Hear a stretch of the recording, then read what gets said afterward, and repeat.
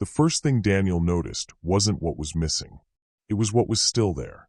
Her shoes were lined neatly by the door. Her suitcase was still on the top shelf of the closet.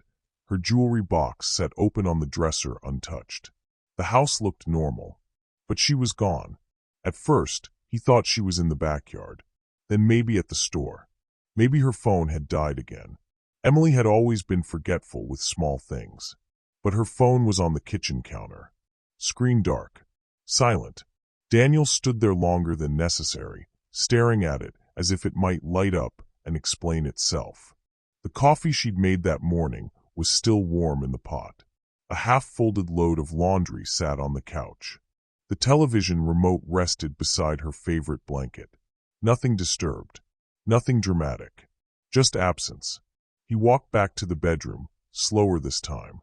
The closet door was open, every dress still hanging, every coat still pressed, every drawer closed.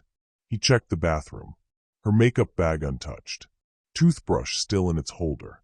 Even the small gold necklace she wore every day rested in its dish beside the sink. Daniel felt something tighten behind his ribs. People don't leave like this. Not unless they're coming back. Or they're never coming back at all. Emily had always been quiet. Not weak. Not submissive. Just observant. When they first met 8 years ago, she had this calm intelligence about her. She listened more than she spoke. When she did speak, it was deliberate. Daniel liked that. He was louder. Assertive. Decisive. The kind of man who filled rooms without trying. He built his tech consulting firm from scratch. Took risks. Closed deals. Grew aggressive when he needed to. He was respected. Feared sometimes. At home, that translated into control. Nothing abusive. Nothing that could be pointed at and named. But decisions were his. Where they lived. Where they invested. When they traveled. Who they socialized with. Emily didn't argue much. At least, not outwardly. If something bothered her, she would pause. Tilt her head slightly. Say, if you think that's best. He had interpreted that as trust.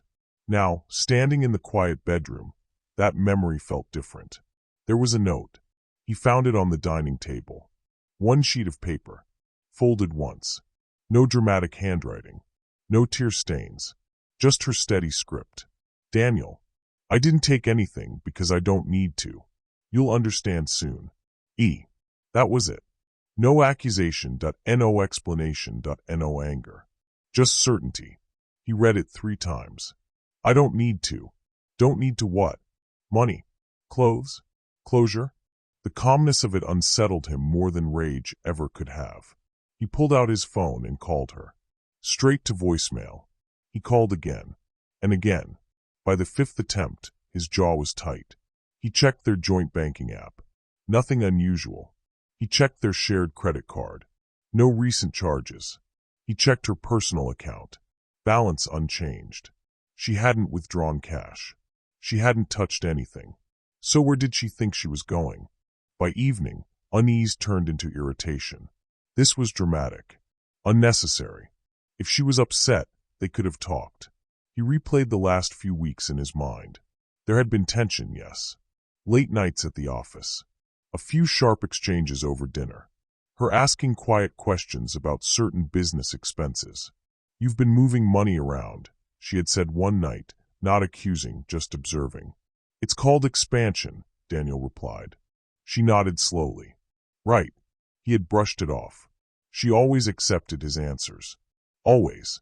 At 9:14 p.m., his phone buzzed. Not from her. From his business partner, Marcus. Call me. Urgent. Daniel frowned and dialed immediately.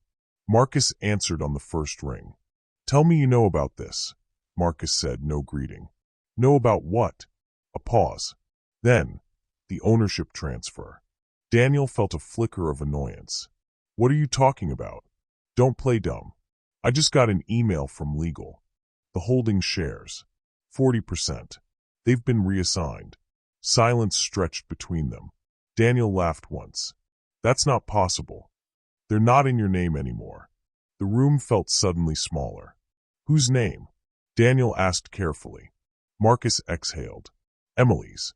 The sound in Daniel's ears wasn't panic. It was disbelief. "That's a mistake," he said flatly. "It's notarized. That's impossible.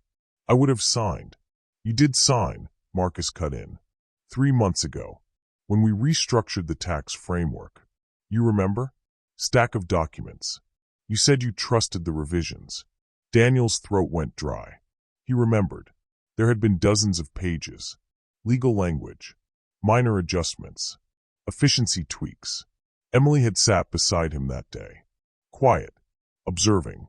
"You don't have to read every line," she had said softly. "They've already simplified it."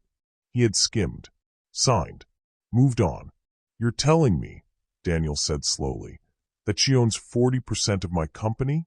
Marcus hesitated. "Not owns," he said. Daniel's pulse began to climb. "Then what?" "She has controlling authority." The world did not explode. There was no dramatic crash of realization. Just a slow, suffocating awareness creeping up Daniel's spine. "Explain," he demanded. Marcus's voice was cautious now. "The documents restructured the voting power. You still hold majority shares numerically, but decision rights were reassigned under a spousal contingency clause." Daniel said nothing. "She can override board motions," Marcus continued. "Financial freezes, asset liquidation blocks, expansion approvals." Daniel's mind began racing. "That clause only activates if you're declared absent or under investigation," Marcus finished. The air left Daniel's lungs. "Investigation." Another pause. "Daniel, the auditors requested preliminary documentation this afternoon. There are discrepancies in the offshore accounts." The room seemed to tilt slightly. "That's routine," Daniel snapped. "Not at this level." He ended the call without saying goodbye. The house felt colder now. Emily's note sat on the table. "I didn't take anything because I don't need to." His gaze drifted slowly toward the hallway, toward the office, toward the locked filing cabinet. He walked to it, unlocked it, opened it. Inside were hard copies of contracts, expansion agreements, international transfer authorizations. He flipped through them. One folder was missing. Just one. The offshore subsidiary registration file. The one tied to the Cayman routing channel. His pulse began hammering now. He rushed back to the dining table. Her handwriting looked the same. Steady. Certain. "You'll understand soon." Daniel suddenly realized something terrifying. She hadn't left impulsively. She had left timed. Carefully. Strategically. And wherever she was right now, she wasn't hiding. She was waiting. At 11:02 p.m., his phone buzzed again. Unknown number. He answered immediately. A calm female voice responded. "Mr. Whitmore?" "Yes. This is Officer Grant from the Financial Crimes Division. We'd like you to come in tomorrow morning regarding some irregularities flagged in your corporate transfers." Daniel's throat tightened. "This is a mistake." "Perhaps," she said evenly. "But we'll need your cooperation." The line disconnected. Daniel stood frozen in the center of the quiet house. The coffee had gone cold. The lights felt too bright. Her shoes were still by the door. Her clothes still in the closet. Her jewelry still on the dresser. She had left everything. Everything. Except the power. And suddenly Daniel understood. She hadn't walked away empty. She had walked away untouchable. And by morning, he might not be walking anywhere at all. Daniel sat in the darkened living room long after the call ended, staring at the faint glow of the city beyond the windows. His mind raced in chaotic loops, trying to reconstruct the last 3 months. He remembered the subtle changes. Emily's quiet insistence on reviewing contracts, her gentle suggestions about paperwork he usually ignored. Small, almost invisible nudges that he had dismissed as harmless. But now, those nudges were the blueprint of his unraveling. By sunrise, Daniel had forced himself out of bed. Coffee was cold, untouched. His office, normally his sanctuary, felt like a trap. The documents were gone. Every physical copy of the Cayman accounts, the international transfers, vanished. The only thing remaining were the files he didn't know existed. The ones Emily had prepared, filed, and quietly used to seize control. He called Marcus again. Are you telling me she coordinated all of this? Daniel's voice cracked. Marcus hesitated. It looks that way. There's a paper trail, but it's buried deep. You wouldn't have noticed unless you read everything. Every minor clause, every signature page. Daniel slammed his hand against the desk. She didn't even take anything. She just left, and now this. Marcus's voice softened. Daniel, she didn't take it because she didn't need to. She built a mechanism. She made sure you'd be exposed without a single fight. Silent, clean, untouchable. The phrase echoed in Daniel's mind. Untouchable. It wasn't just power. It was perfection. He spent the rest of the morning trying to trace what had been shifted. Email logs, legal notices, contract revisions. Every step revealed something new. A clause here, a contingency there. Emily had thought of every possible countermeasure. By noon, Daniel realized the chilling truth. She had anticipated his every move, even before he knew the problem existed. The offshore accounts had been audited, flagged, and frozen, all without her touching a single cent. She had engineered his downfall, silently, while appearing to leave empty-handed. His phone buzzed again. Unknown number. Mr. Whitmore? Daniel's stomach dropped. The same officer as before. Your cooperation is required immediately, she said. We need you at the Financial Crimes Division this afternoon. Daniel felt the walls close in. This wasn't just about the company anymore. It was about his freedom, his reputation, his legacy, and all of it was now in Emily's hands. The hours dragged as Daniel tried to reach her. Calls, messages, emails, all went unanswered. Every attempt to contact her only reinforced one brutal fact. She wasn't hiding. She wasn't fleeing. She was watching, waiting for the consequences to play out. By mid-afternoon, Daniel had to leave for the division. Walking into the sterile, intimidating building felt surreal. Colleagues whispered in the hallway, sensing something wrong. Daniel's reputation, carefully built over years, was unraveling before anyone said a word. The officer led him to a small, windowless room. A team of auditors and agents had already prepared stacks of documents, charts, and financial statements. They looked at him with a mix of professionalism and curiosity. Mr. Whitmore, Officer Grant began, we've identified multiple irregularities tied to international transfers. Some of these accounts were accessed under a contingency clause that automatically activates in the event of a spousal departure. The person responsible is your wife, Emily Whitmore. Daniel froze. What does that mean? He asked cautiously. It means she has full authority over certain accounts and corporate structures. She can redirect funds, freeze operations, and take decisions that override board consensus. Daniel's mind went numb. He had lived every day thinking he was in control, only to discover he had been a spectator in his own empire. After hours of questioning, Daniel returned home. The city lights blurred outside his window. The house felt empty in a way it had never been before. He walked through the rooms, each one reminding him of her absence. Her touch was gone, her presence erased, not violently, but with surgical precision. He sat at the dining table and looked at the note again. You'll understand soon. The words now burned in his memory. And he realized he did understand. Emily hadn't just left the house. She had left him exposed, powerless, and vulnerable. Night fell. Daniel couldn't sleep. He scrolled through emails, contracts, and documents, searching for any oversight, a way to reclaim what she had taken. But every lead was blocked, every move anticipated. A knock on the door startled him. He wasn't expecting anyone. It was Marcus. Daniel, you need to see this, he said, holding a folder. Inside were spreadsheets, emails, and documents showing a series of transactions Daniel hadn't authorized. Every contingency clause Emily had implemented, every audit trail she had left, every legal loophole she had quietly closed, it was all here. Marcus shook his head. She's gone, but she's in control. You can't touch a thing without her consent. Daniel's hands trembled. She planned this? Marcus nodded. Every detail. Every eventuality. And she didn't even need to take a single thing with her. It was all in place before she walked out that door. Daniel stared at the folder in disbelief. The woman he had loved, the quiet observer, had outmaneuvered him entirely. And in that moment, Daniel understood something he had never realized before. Emily had always been in control. He had just been too blind to see it. Hours passed. Daniel tried to sleep, but the weight of realization pressed down on him.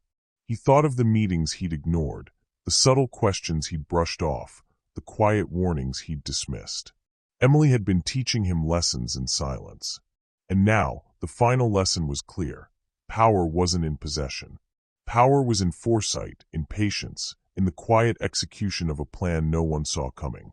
By dawn, Daniel knew one thing. Nothing would ever be the same. He had been outplayed, outmaneuvered, and the consequences were only beginning to unfold. Daniel's world had tilted irreversibly. Every step he took through his house felt like walking through a museum of his own defeat. Emily's absence was omnipresent, yet silent, like a shadow that had claimed the space before he even realized it. He opened his laptop and stared at the company dashboard. Most accounts were frozen. Transfer permissions denied. Decision requests rejected with Emily's digital signature. Every notification reminded him that the person he thought had left with nothing now controlled everything. He called Marcus. "They're moving forward with the audit," Daniel said, voice tight. "I need access to the offshore accounts."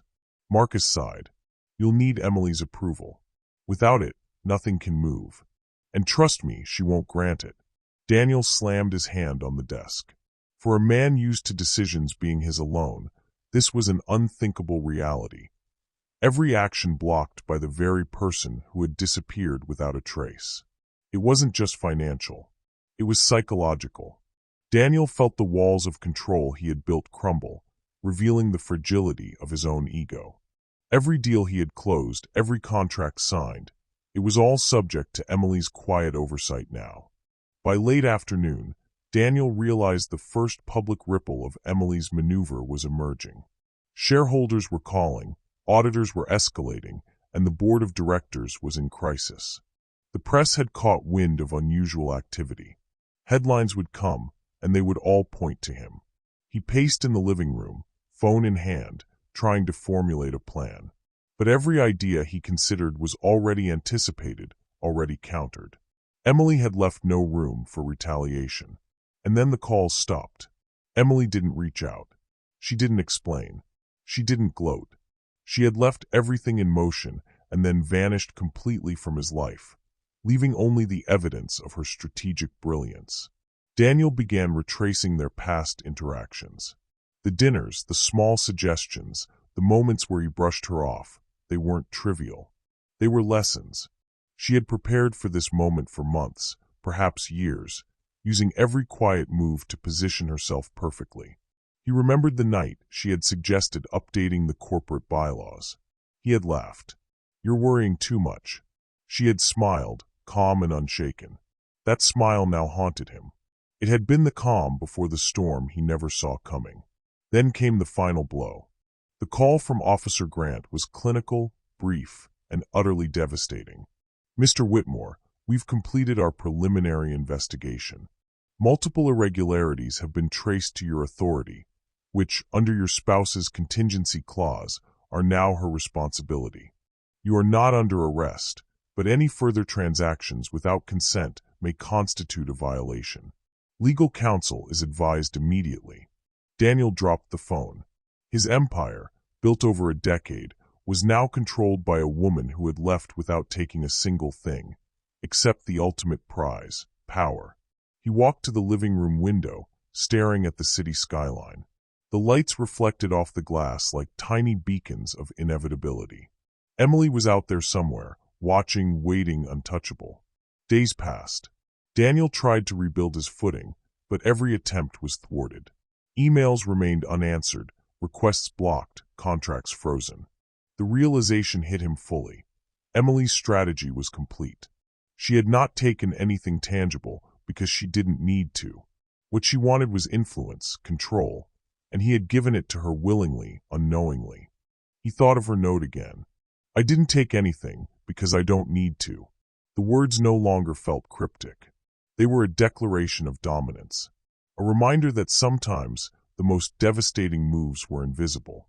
Weeks later, Daniel received an unexpected package. Inside was a small leather-bound notebook. No return address. He opened it cautiously. Inside were detailed plans, contingencies, and personal reflections from Emily. Pages outlined her reasoning, her observations of his behaviors, and most chillingly, her vision for the company now under her guidance. Every move she had made, every subtle nudge over the years, had been recorded with precision. Daniel closed the notebook and felt a cold calm settle over him. He wasn't angry anymore. He was defeated, outplayed, overwhelmed, and yet he couldn't deny a twisted respect for her brilliance. Emily had done what no one else could. She had left without taking anything, but in doing so, she had taken everything that truly mattered. Months later, Daniel watched from the sidelines as the company stabilized under Emily's authority. Shareholders expressed relief, operations resumed, and the press praised the strategic turnaround. He realized then that the world he thought he controlled was never really his.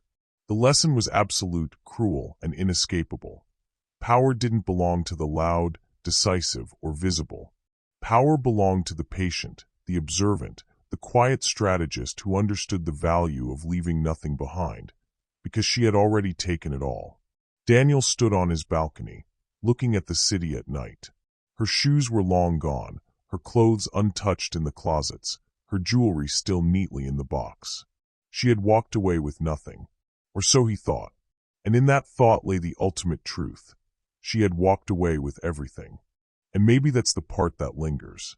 Not that she left, not that he lost, but that he never saw it coming. He thought control was loud decisions, big signatures, boardroom authority. She proved control could be quiet, patient, precise, invisible until it was too late. Sometimes the person who says the least is the one rewriting everything, and sometimes walking away with nothing is the most powerful move of all. So here's the real question. If you had the chance to leave silently, to flip the balance without a single argument, would you take it? Or would you stay and fight? If this story made you think, hit the like button. If you enjoy strategic, high-impact storytelling like this, subscribe. Because the next story, it might look ordinary at first, until it isn't.